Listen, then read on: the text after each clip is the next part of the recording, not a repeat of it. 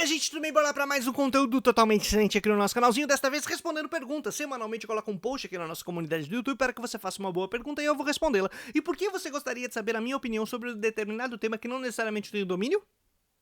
Eu não faço a mínima ideia e você deveria rever os seus conceitos. De todo modo, meu nome é Bruno Reikdal, eu sou doutor em Economia Política Mundial, mestre em Filosofia, graduado em Filosofia, formado em Teologia, pai e companheiro de uma mulher maravilhosa, militante, filiado a um partido comunista aqui nesse país, além de profissional da educação, educador popular e por aí a gente vai, editor da revista Zelota, que eu recomendo muito que você leia e o link dela estará aqui na descrição. Nossa proposta aqui é realizar a prática da opinologia tudológica generalizada, assim como pastores fazem, e eu, como não pastor diplomado, gostaria de praticar da mesma maneira, só que respeitando os critérios de ciência, além também da honestidade intelectual. Mas antes de qualquer coisa... Vai, Corinthians! Primeira questão! Faço parte de uma comunidade de fé com a qual tenho bons laços socioafetivos, mas minha compreensão da fé tem se afastado da formulação fundamentalista conservadora que predomina entre a moçada. Alguma dica ou conselho sobre como conciliar o pertencimento na concretude da vida com a divergência nos dogmas e discursos? Caramba! Meu irmão, camarada,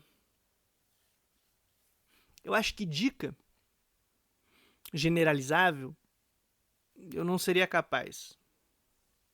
Acho que o que eu posso fazer é compartilhar um pouco do que eu pude viver em alguma situação, como um testemunho, né? Contar um pouco de alguma história e ver se pode ser útil. Acho que não tenho como te dar uma dica genérica. Olha, faça tal coisa, funciona assim.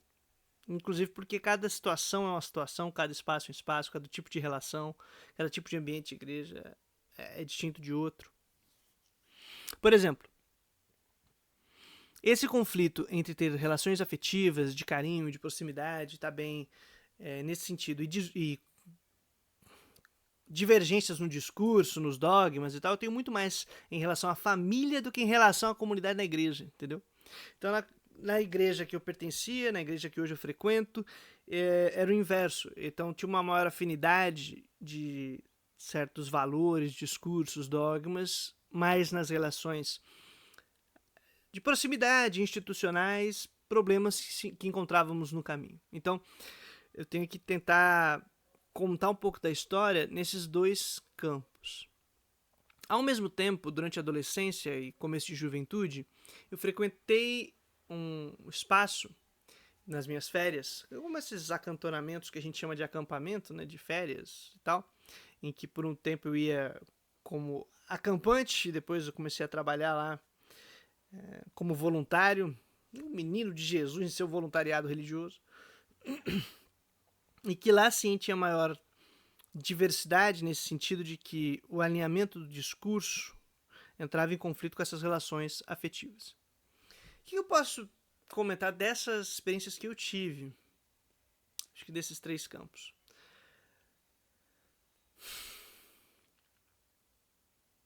O mais importante é que as relações sejam saudáveis e que a gente possa realmente ter comunidade, viver bem em comunidade.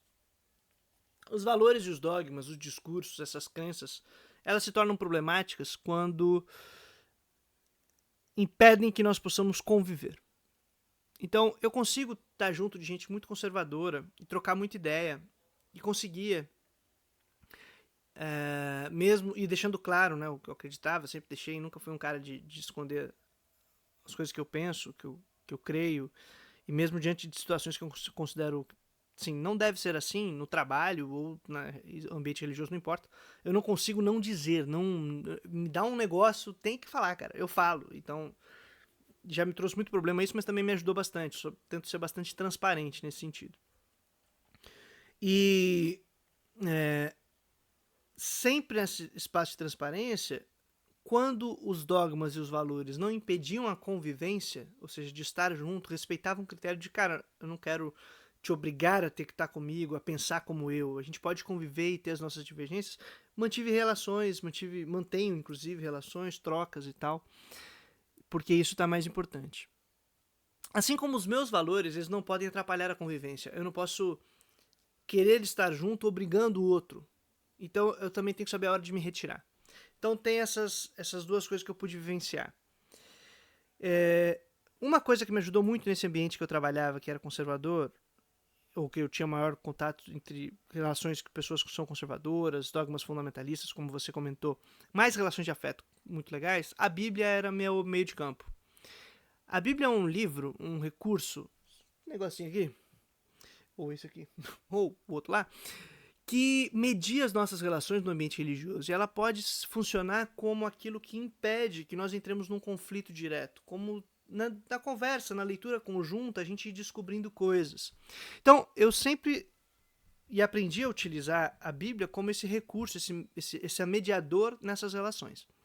Então, às vezes eu dou curso de leitura popular da Bíblia, leitura bíblica comunitária, a gente faz formações, e tem pessoas que são fundamentalistas, são conservadoras e estão com a gente, e dá tudo bem, né? E rola muito bem, a diversidade é possível, e há transformações nas nossas crenças, nos nossos dogmas, nos discursos, a gente vai entendendo que o mais importante é a vida, é a comunidade, e não algo que está mais distante, e a Bíblia funcionava como esse espaço de mediação, em que nós poderíamos conversar juntos. E não falar sobre a Bíblia em abstrato, era ler juntos mesmo, a gente lia, discutia, conversava sobre, um aprendia com o outro, a comunidade aprende, o grupo aprende. Então a Bíblia me ajudou muito, mas estou falando nesse espaço de mediar os conflitos potenciais, porque eles existem. Conviver num ambiente que constantemente você não crê no que está acontecendo é duro, é difícil. Então eu tinha, da comunidade que eu fazia parte, que praticamente eu vivi minha vida lá, eu tinha descrença no que estava sendo dito, por exemplo, não porque eu não estivesse de acordo com a forma do que estava sendo dito. Eu tinha descrença no que estava sendo dito porque eu conhecia o conteúdo. Eu conhecia a estrutura de como funcionava a instituição, como estavam dando as relações. Conhecia por dentro e queria mudanças e tal. Então eu atuava para mudar, tentava buscar espaços em que fosse possível vivenciar coisas que eu considerava nas relações socioafetivas, como você disse, mais adequadas, e que desse mais conteúdo então para um discurso com o qual eu estava relativamente alinhado. O contrário é mais, me parece até duro, porque a gente vai ter que ouvir muita bagaceira, mas ao mesmo tempo, se a gente tem uma boa comunidade, um laço de confiança, a gente consegue manejar de alguma maneira. O problema é que, junto com o discurso, e acho que vem a minha última reflexão desse pequeno testemunho, que eu espero que seja útil, porque se não for, perdão aí, é que esse discurso está estruturado em relações de poder dentro da igreja. Então o problema não é só o que o cara está dizendo, é que o que ele está dizendo está vinculado com uma estrutura de poder, de execução de poder, né? Que mescla uma autoridade espiritual com o poder da igreja, o poder de quem executa certos cargos, e daí a submissão da comunidade a esse discurso sob essas duas estruturas. Então a convivência vai ficando cada vez mais difícil porque as pessoas que falam e dão o tom do discurso conservador têm o poder de executar. E nem precisa ser um discurso só conservador, porque onde eu estava, por exemplo, não era um ambiente conservador. E rolava igual, por quê? Porque esse conteúdo ele vem com essa estrutura de poder que está ali.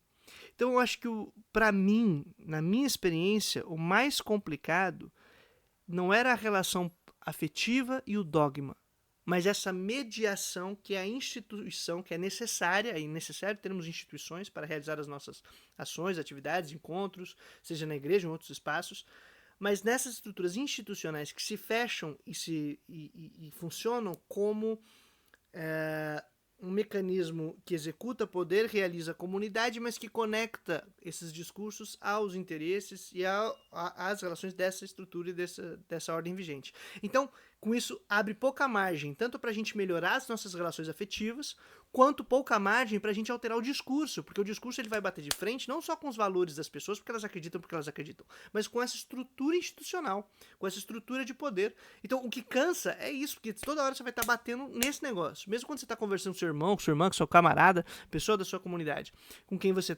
tem laços afetivos, mas tem valores distintos, esses valores que são reproduzidos por essas pessoas, na hora que elas vão fazer a defesa, passa também por essa estrutura de execução de poder que está conectado com a autoridade espiritual e que fica na voz do pastor, fica na voz da liderança, e que aí a gente então, numa relação interpessoal, tem atravessado o enfrentamento com essa instituição. Então eu acho que na minha experiência foi isso que eu vivenciei, tá?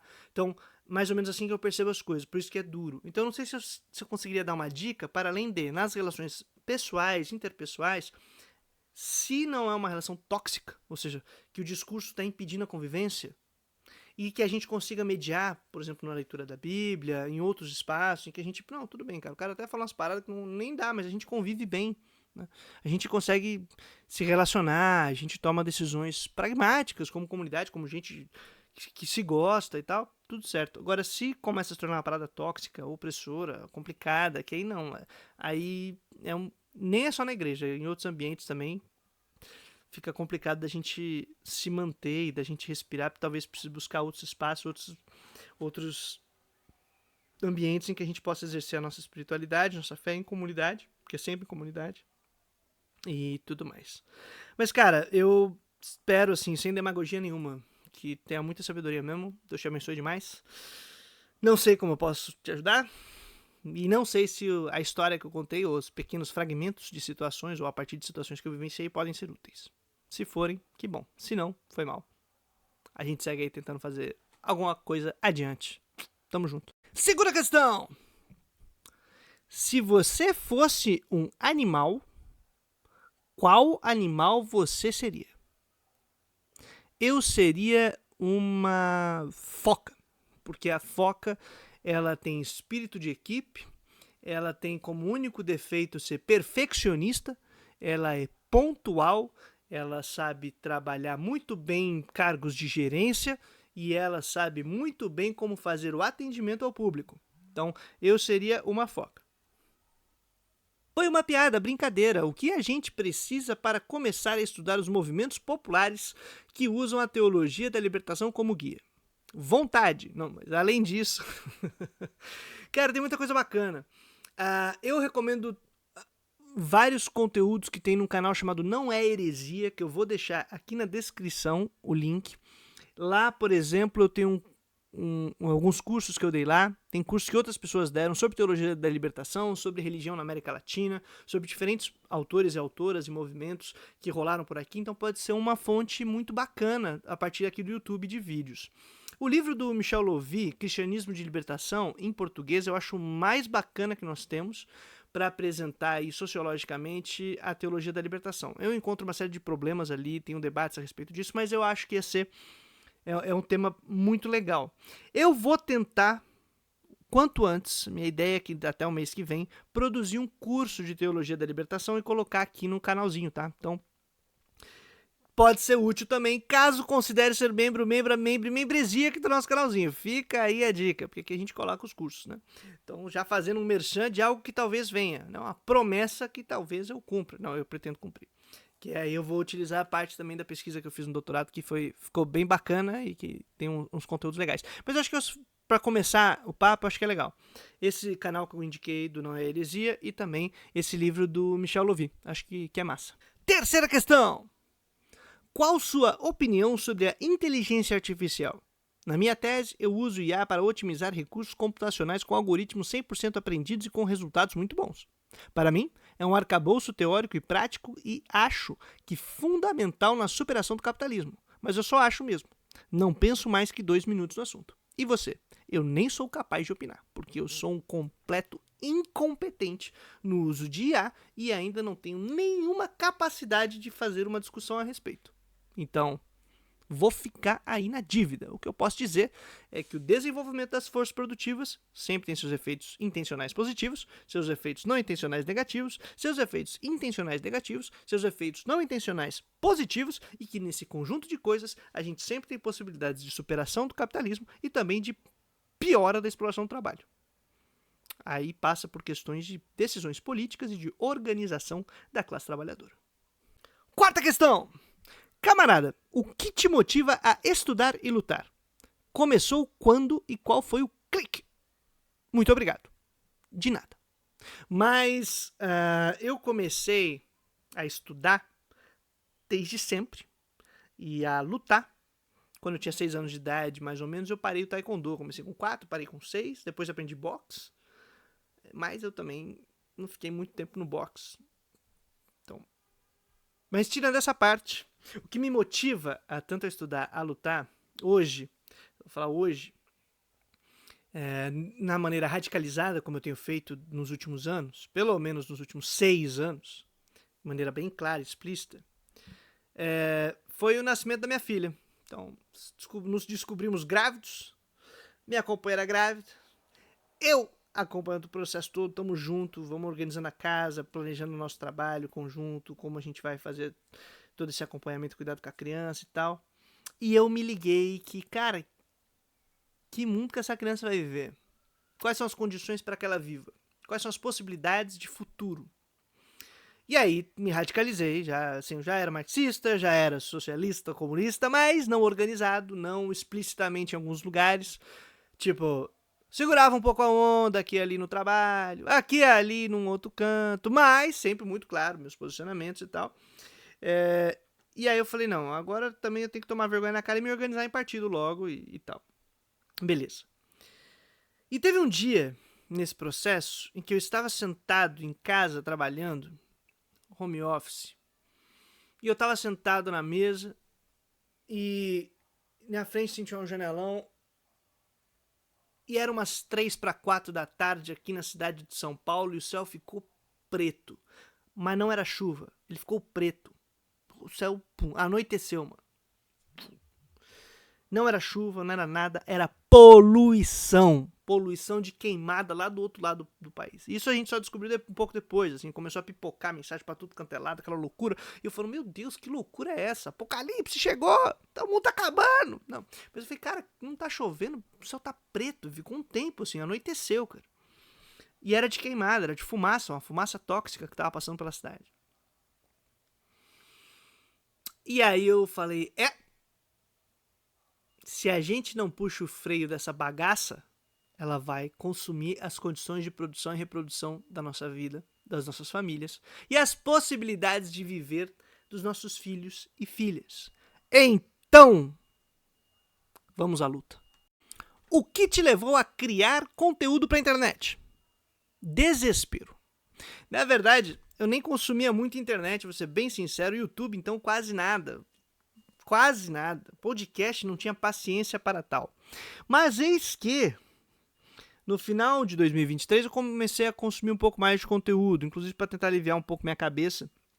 Estava no processo final de defesa do doutorado, essa coisa toda. E aí pronto, é aquela... acalmei.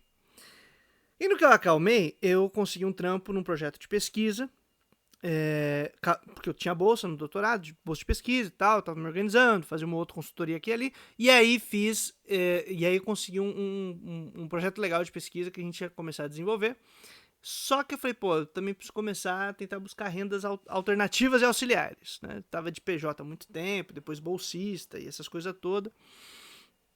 E aí, mano, no finalzinho de 2023, eu já pensando em produzir cursos para vender curso, né? É o famoso vender curso, porque vai que pinga alguma coisa aí. Tem coisa para ofertar, vai que. E aí no finalzinho de 2023, fazia pouquíssimo tempo que estava no projeto de pesquisa, nem lembro quanto, mas era pouco. Os caras cancelaram o projeto. E eu tava de PJ. E aí, mãozinha na frente e outra atrás. E desesperado. Eu falei, mano, lascou. E não tinha absolutamente nada em vias ou em vistas dele. Os instituto de pesquisa, tudo já fechando as portas, que era final de ano, dezembro, né? As universidades já tinham fechado o planejamento pedagógico do ano seguinte, contratação tava lá embaixo, escola a mesma coisa. Putz, mano, foi uma doideira. Eu comecei a mandar currículo pra tudo quanto é lado, fazer aquela coisa, mas falei, enquanto não pinga nada, eu tinha uma merreca que tinha sobrado do último trabalho de consultoria, de um curso que eu tinha dado, e falei, isso aqui segura janeiro, mano. Segura janeiro e a gente vê o que acontece depois. E aí, eu tive a graça de ter contato com o camarada Fábio Chocolate, que se vocês não conhecem, vocês estão vivendo errado, e eu vou deixar o canal dele aqui embaixo, porque é muito bom. E aí ele tinha um conteúdo que ele vendia de cursos, e tem até hoje, agora ele aperfeiçoou, inclusive, que era de curso de produção de conteúdo para internet em várias plataformas diferentes, né? TikTok, Instagram, YouTube. E aí eu fiz o curso, ele me deu uma força nesse curso. E aí eu saquei que o que eu era capaz era fazer react. Eu sou um incompetente com o TikTok, eu não sei usar o Instagram, eu não tinha equipamento, que eu tinha o laptop que eu tenho até hoje, que é um laptop velhozinho que tá sofrendo, que é uma câmera porcaria. E eu falei, o que eu vou saber fazer é React. Por quê? Porque React eu vou conseguir fazer uma graça aqui e ali, o cara me dá umas informações, eu consigo rebater umas informações e consigo trazer um conteúdo que eu tenha. Nessa malemolência, eu acho que aí eu consigo fazer a brincadeira. E aí eu entrei em contato com o Fábio, falei, cara, Fábio, me dá umas dicas aí também de como eu posso fazer isso. E ele foi muito solícito, foi muito camarada, me ajudou demais. Putz, foi muito legal.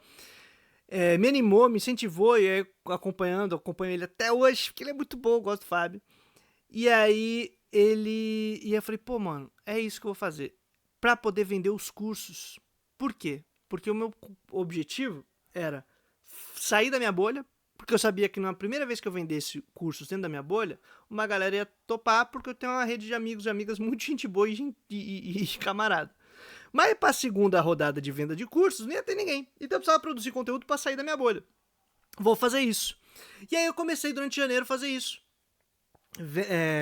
Gravar os reacts no finalzinho de janeiro. Finalzinho de janeiro de 2024. Pra fazer o react e ofertar os cursos. Entendeu? Tá, a ideia era essa. Então eu vou fazer o react, oferto os cursos, a galera pega o curso na outra plataforma que eu já tô fechando ela e ela não existe mais. E aí eu falei, pô, legal, é isso que eu vou fazer. É isso que eu vou fazer. Essa será a minha transição. Pegar os conteúdos de React, a galera chega junto, tento furar minha bolha, o pessoal faz. E aí fevereiro e março rolou legal. E aí eu falei, pô, funcionou. Funcionou, só que logo bate no teto, porque eu também não manjava nada de vender produtos na internet, não entendia muito como funcionava essas dinâmicas, aí outras pessoas foram me dando dicas e forças e eu fui me ajeitando e sobrevivemos a 2024. Mas foi isso. E aí eu tentei aliar isso, claro, a uma questão da gente divulgar o conteúdo comunista, aliar a questão religiosa com a questão de militância, a poder falar sobre uma fé que seja libertadora, tentar articular essas coisas todas que fazem parte da minha trajetória e da minha vida. Então, foi assim que eu comecei a produzir conteúdo na internet, tentando pagar boleto. E não porque fosse me garantir o boleto, era uma aposta, porque realmente não tinha nada naquele momento. Aí deu para sobreviver 2024, dando aulas pontuais, depois pegando um outro projeto para fazer, uma outra consultoria pedagógica. Foi muito bacana, sofrido. 2024 foi uma loucura. Então era... Mas sobrevivemos, gente apoiando, familiar dando aquele apoio moral e vamos lá, menino. É uma vergonha da poxa, porque tem isso ainda. Eu sou, pode parecer que não, mas eu sou uma pessoa muito insegura. E aí a gente foi fazendo as paradas e tal, e foi massa. E aí chegamos aqui. Chegamos aqui em 2025. Agora, graças a Deus, uma pessoa CLT. Obrigado, Deus. Sei lá qual questão. Evangélicos e psicologia. Tema. Bruno, como vai? Aparentemente bem, a vibe tá boa. Tô num clima bom. Esse ano começou... finalmente em paz. Em um livro do Mark Fisher, Realismo Capitalista, muito bom, li que a próxima crise é de saúde mental. Provavelmente está nesse bolo de crise mesmo, se já não é a próxima, é a atual, né? Porque, gente, tá todo mundo mal, é complicado mesmo. Contudo, desde quando eu frequentava a Igreja Batista, vejo muitos evangélicos descrentes da psicologia, infelizmente. Inclusive, perdi uma tia com depressão grave porque ela se recusou a se consultar com psicólogos, crendo que a doença da alma se cura com a fé. Pô, que triste. Meus pêsames, tudo condolências, tema delicado. Também tive muitos camaradas que sofreram muito, muito com essa negligência de terapia e de cuidado, sabe? Então, realmente isso é um tema muito importante. Muito fundamental no nosso meio, porque tem muito pastor, muita gente que nega a necessidade de terapia, de cuidado, de apoio. Aproveitando o clima de testemunhos, sem terapia eu não sei como estaríamos hoje aqui. Foi graças a poder ter acesso à terapia, foi no período durante a pandemia que eu consegui superar situações complicadas que eu estava vivendo. Eu tinha tido crises antes mesmo da pandemia, tive durante a minha vida algumas crises de pânico. E eu não sabia que era isso, que era pânico que eu estava tendo, ataque de pânico, essas coisas. Tive umas situações em que eu tinha certeza que eu ia morrer a qualquer momento, aquele desespero, ansiedade e tal. Em situações de pressão, de trabalho. em situações muito delicadas, trabalhei em lugares muito complicados mesmo, tanto de vulnerabilidade social quanto de pressão política para a realização dos trabalhos, então era muito doido. Sem contar as coisas que a gente pesquisa, que a gente estuda, que também faz muito mal para a cabeça. Assim, se você tá num momento que você tá, por exemplo, como eu estava durante a pandemia, estudando, fazendo doutorado em economia política mundial, analisando crise de sistema global, né? Vendo ela e analisando ela, estudando, cara, é muito pesado, né? É muito pesado. Analisando e trabalhando com questões climáticas, então é muito pesado. Tua cabeça vai ficando.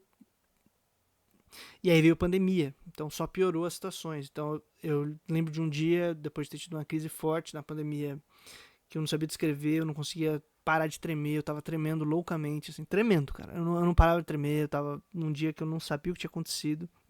Sabe quando você não sabe, reconhece nem qual foi o gatilho que te pegou? Eu tava assim, e aí eu liguei pra uma amiga minha e falei, ó, eu preciso de terapia. Eu não tenho grana pra pagar, a terapia, mas eu sei que você tem contatos de gente legal.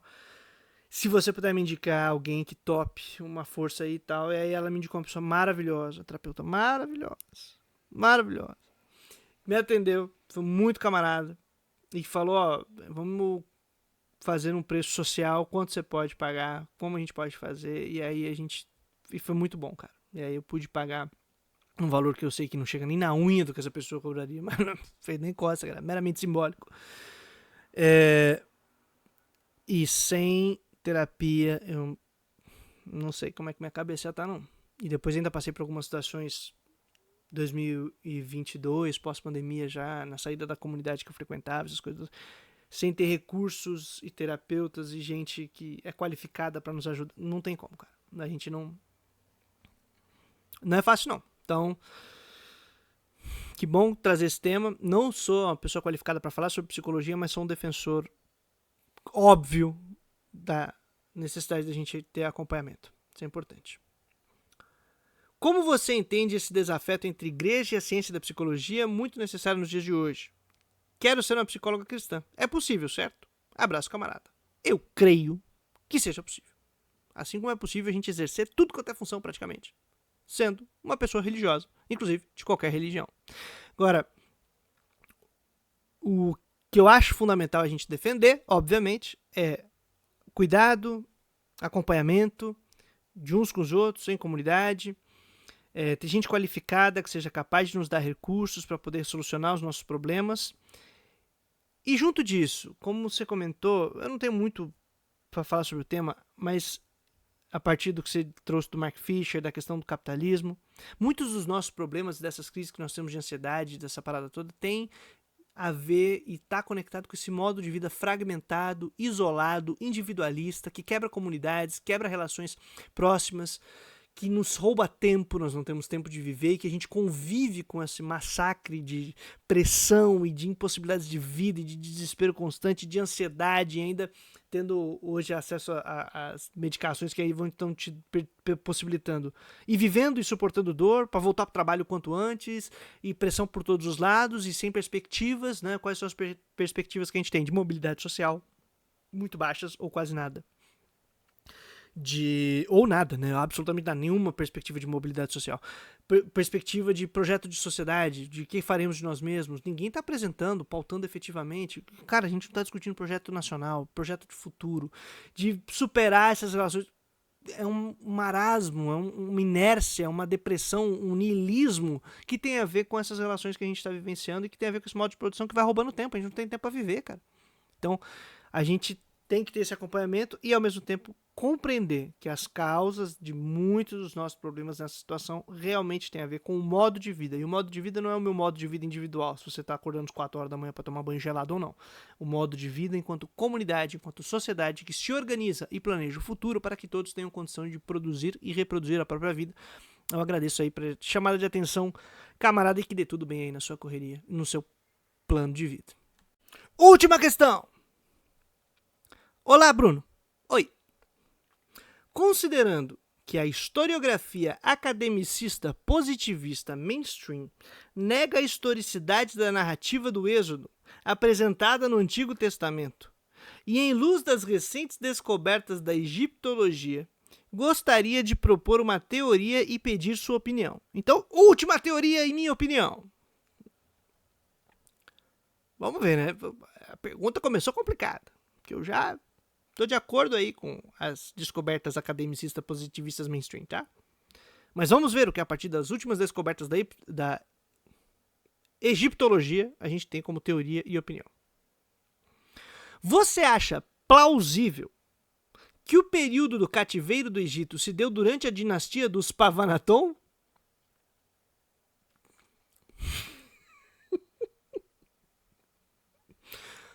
Sigamos. Explico.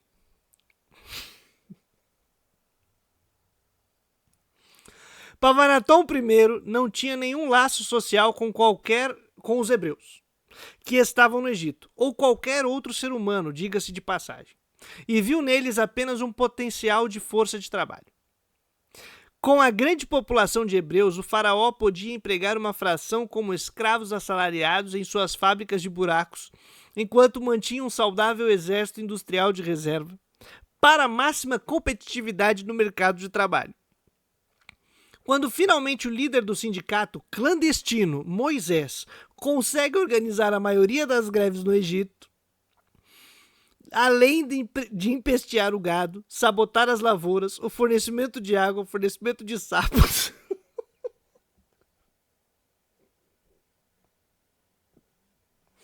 etc., os hebreus escapam. O último faraó da linhagem Pavanaton os persegue com sua milícia privada, porém aparece com o rompimento da barragem do mar, ou perece com o rompimento da barragem do Mar Vermelho, que também foi sabotado pelos fugitivos. Após o fiasco, o povo egípcio decide apagar os traços da dinastia de Pavanaton, que já era universalmente repudiada por abandonar os deuses tradicionais e instituir a monolatria ao capital. Se puder contribuir com as críticas ou apontamentos, ficarei grato. Fernando. Fernando, eu que te agradeço por essa teoria extremamente plausível e que para mim tem todo sentido. E me parece que Pavanaton, o faraó dos bitcoins, ele conseguiu, apesar de todo esse trabalho e dessa luta árdua do sindicato liderado por esse Moisés, manter aí vivo, nos escombros da história, mumificado, um esquema de pirâmide. E que hoje nós temos de seus seguidores, Pavanatons espalhados por aí, que ao apregoarem os mesmos valores de necessidade de furar buracos em busca de petróleo e imaginar que tem uma vaca e de pressupor que todos os seres humanos são maus por natureza, né? E que necessariamente por serem maus por natureza eles têm que ser preservados em bonequinhos em formato de feto. Essa linhagem, esses escombros se mantêm até hoje e aparecem sob o formato de vereadores em capitais grandes desse país. E eles estão trazendo aí de volta e recuperando esse esquema de pirâmide que é os valores da dinastia de Pavanaton. Pavanaton, o faraó das bitcoins.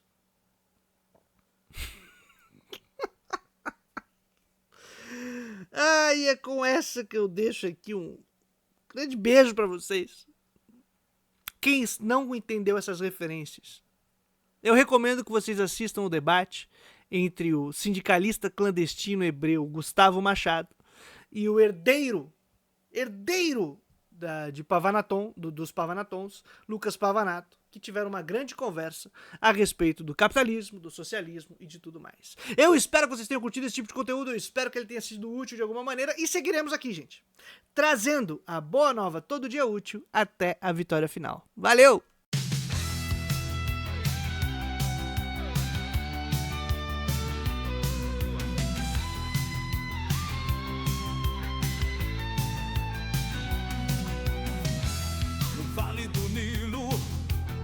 Lá vem Pavanaton, com seu fetinho de ouro, proteção contra o monstro Aborton. Dizem que ele é o faraó do capital, acumulando tesouros no Egito ancestral. Pavanaton, o faraó do capital, com suas riquezas, capitalista sem igual. O faraó é o mestre do comércio, no Egito antigo já previa Bitcoin. Leis de mercado ele já propõe. Enquanto os camponeses colhiam o trigo, Pavanaton acumulava capital. Seu mundo era seu umbigo, com suas pirâmides e pedras preciosas. Ele governava o Egito com ganância grandiosa. Pavanaton, o faraó do capital, com suas riquezas, capitalista sem igual. O faraó é o mestre do comércio, no Egito antigo já previa Bitcoin. Leis de mercado ele já propõe.